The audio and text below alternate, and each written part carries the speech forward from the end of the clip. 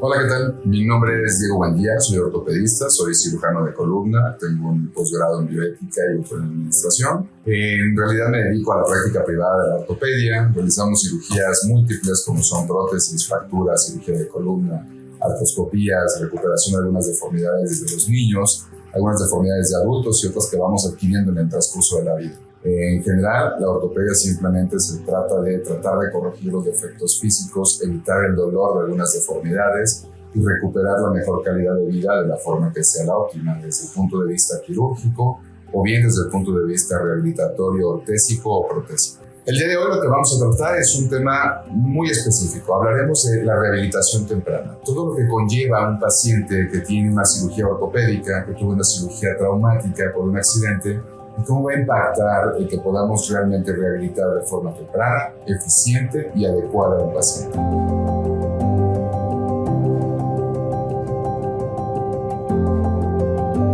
La rehabilitación temprana en realidad se le llama a todos los procesos físicos y mecánicos que ocupamos en un paciente recién operado o que tiene una lesión reciente, por así decirlo. Puedo hablar de rehabilitación temprana del paciente postoperatorio y del paciente post-traumatizado o politraumatizado. Supongamos que tenemos el paciente operado, tiene que rehabilitarse en las primeras horas de acuerdo a las características que la cirugía lo permite. Hablemos de un paciente que tiene un derrame cerebral o que llamamos un evento vascular cerebral. Evidentemente hay que darle rehabilitación temprana en las primeras horas que así lo permite la coordinación o lo permita su estado físico.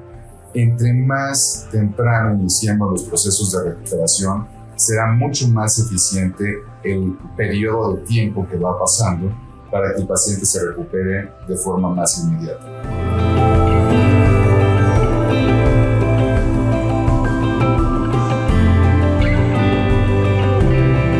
La rehabilitación temprana tiene que hacerlo un equipo multidisciplinario. Es imposible que lo haga un solo individuo.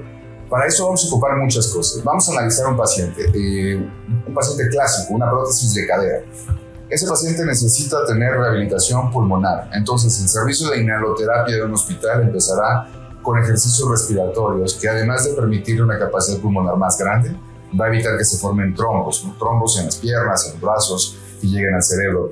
Después, empezaremos con la fase de rehabilitación temprana alimentaria, que también es importante porque hay que llevar una dieta específica. Es decir, no es que los queramos bajar de peso, es que queremos darles un aporte mayor en proteínas y un aporte mayor en ciertos elementos como los carbohidratos, porque necesita un número mínimo de kilocalorías debido a que es un estado físico traumático muy controlado. Además, el equipo de fisioterapia, que son licenciados en fisioterapia, van a trabajar la parte muscular junto con el uso de electroterapia que permite que se desinflame. Además de eso, el equipo multidisciplinario deberá tener la misma visión todos. Es decir, el equipo multidisciplinario va a permitir que ese paciente se recupere de la mejor manera, siempre y cuando se apoyen de todas las áreas necesarias.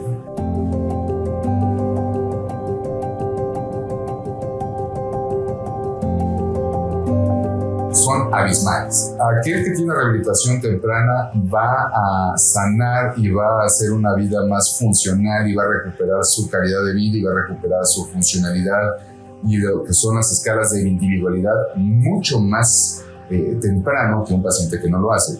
Aquel que un profesional lo va sobrellevando todo el proceso de consolidación de una fractura, que son 6 semanas, en el momento en que tenga la capacidad de ejercer presión, fuerza o tracción, su movilidad va a ser prácticamente normal. Un paciente que no se rehabilita desde la forma temprana va a estar estático durante 6 semanas, que es el tiempo que tarda en recuperarse el hueso y unirse. Va a empezar en la semana 6, otras 6 u 8 semanas de rehabilitación. Es decir, estamos duplicando el tiempo del paciente para que pueda ejercer una movilidad normal, una presión normal e incluso una fuerza de tracción o de compresión.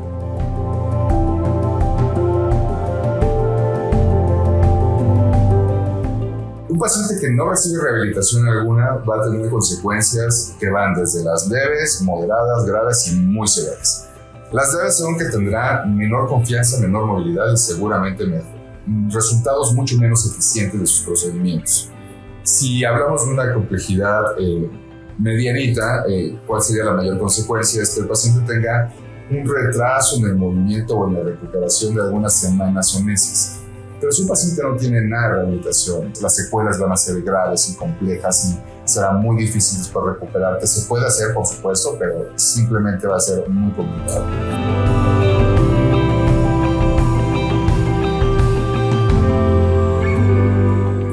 Los ejercicios de rehabilitación tienen varias asegúnes. Hay ejercicios muy específicos que son movilidad y acompañamiento, y eso los puede realizar un familiar, un amigo, nos puede ayudar cualquier persona que nos esté ayudando a apoyarnos, ¿no? Supongamos en una fractura de codo. Si yo estoy nada más acompañando el brazo para que extienda y regrese, cualquiera de esas personas lo puede hacer. Si yo tengo que dar electroterapia y mandar corrientes analgésicas, desinflamatorias, de sensibilidad, sensibilizadoras, eso sí lo tiene que hacer un profesional porque requiere un background muy diferente y necesita la teoría de cómo hacerlo. Se puede hacer mixto, por supuesto, y es la mejor forma porque a partir de ello tienes un equipo de profesionales que te da una rehabilitación constante con electroterapia, TENS, ultrasonido, es decir, una rehabilitación instrumentada que ve contigo los ejercicios que vas a hacer y aparte en casa los puedes realizar con un familiar, con un amigo, con un cuidador. Eso da mejor proyección porque definitivamente estarás haciendo terapia física todos los días y el resultado va a ser óptimo, va a ser mucho mejor, más eficiente y con mucho mejor pronóstico.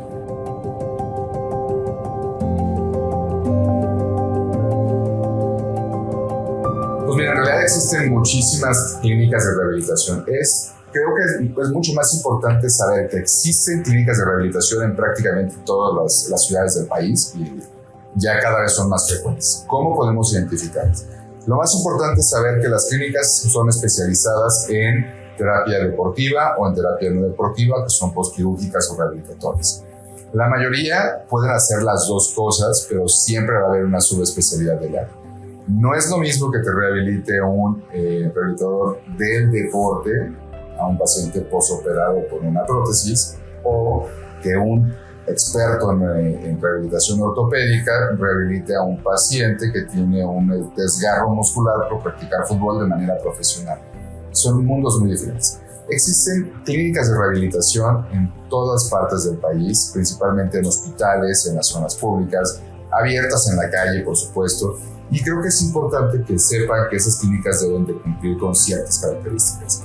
Deben de contar con equipos de electroterapia, con un espacio físico para hacer actividades de estiramientos, de fortalecimiento, y estas deben ser atendidas, por supuesto, por al menos un licenciado en fisioterapia.